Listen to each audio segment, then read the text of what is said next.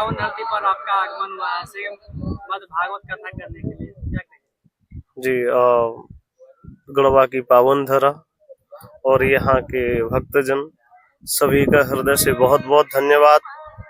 बड़ी अद्भुत भूमि है, माता गढ़ देवी का मंदिर, और यहाँ के लोग बड़े श्रद्धावान हैं। अब बस एक ही कामना है उनसे कि चलो फिर से धर्म की ओर चलते हैं, फिर से ध्वजाओं को हाथ में उठाते हैं और एक धर्म का नारा लगाते हैं कि आओ धर्म ध्वजा फहराएं, हम सब मिलकर हाथ बढ़ाएं।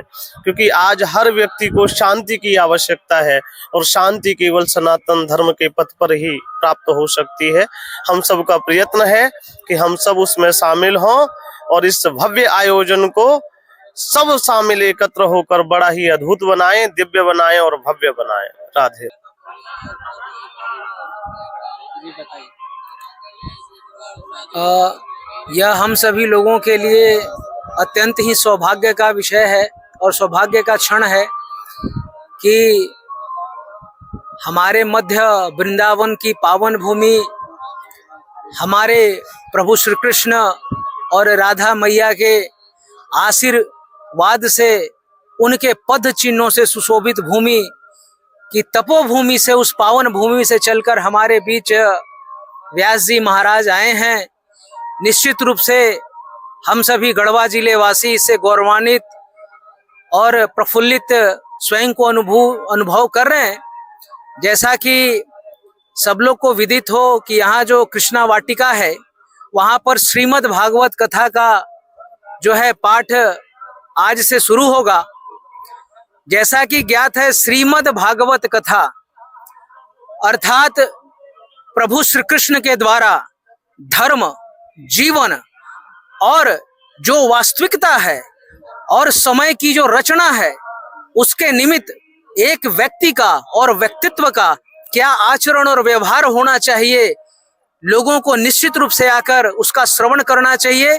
क्योंकि आज जो वर्तमान परिप्रेक्ष्य में हमारे सनातन धर्म की स्थिति है, हमारा अधिकांश हिंदू समाज अपने धर्म के प्रति पूर्ण आस्था और विश्वास को छोड़कर आज केवल 3-5 और कमाई के ही व्यस्त साधनों में जो है लिपा हुआ है।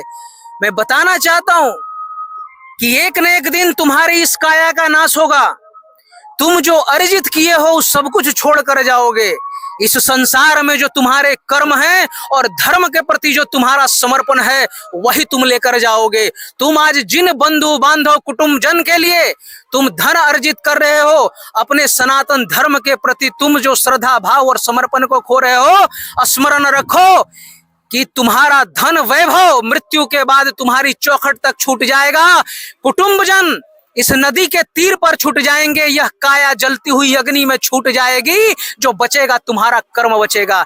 इसीलिए केवल भगवान श्री कृष्ण की वंशी मत याद रखो, भगवान श्री कृष्ण का वह स्वरूप भी याद रखो जिन्होंने धर्म के जागरण के लिए और अधर्म के विनाश के लिए कुरुक्षेत्र की भूमि पर अर्जुन को जो है श्रीमद् भागवत गीता का जो है उन्होंने संदेश दिया था और उन्होंने वंशी के साथ साथ धर्म की रक्षा के लिए सुदर्शन का भी संदेश दिया था।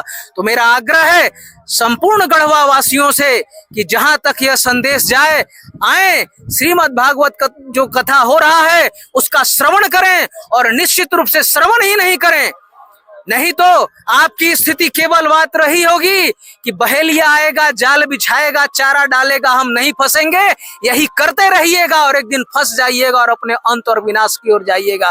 तो मेरा आग्रह है कि श्रवण कीजिए ही नहीं, उसको अपने जीवन में पालन कीजिए। और एक बात और कहता हूं कि कुछ ऐसे स्थल हैं जहां पर व्यक्ति को जो है आने के लिए आमंत्रण और निमंत्रण की आवश्यकता नहीं है।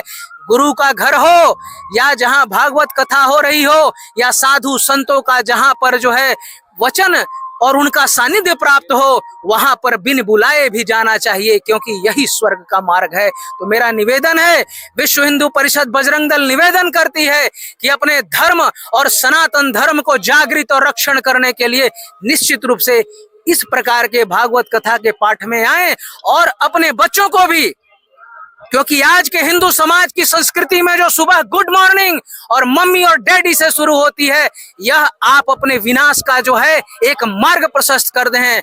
अपने बच्चों को यह जो पाश्चात्य संस्कृति है उससे दूर करें, और इसके लिए आपको अपने बच्चों को भी इस प्रकार के भागवत कथा के कार्यक्रमों में लाइए और उनका सांस्कृतिक विकास कीजिए। मैं सोनू सिंह, विश्व हिंदू परिषद जिला मंत्री गढ़वा।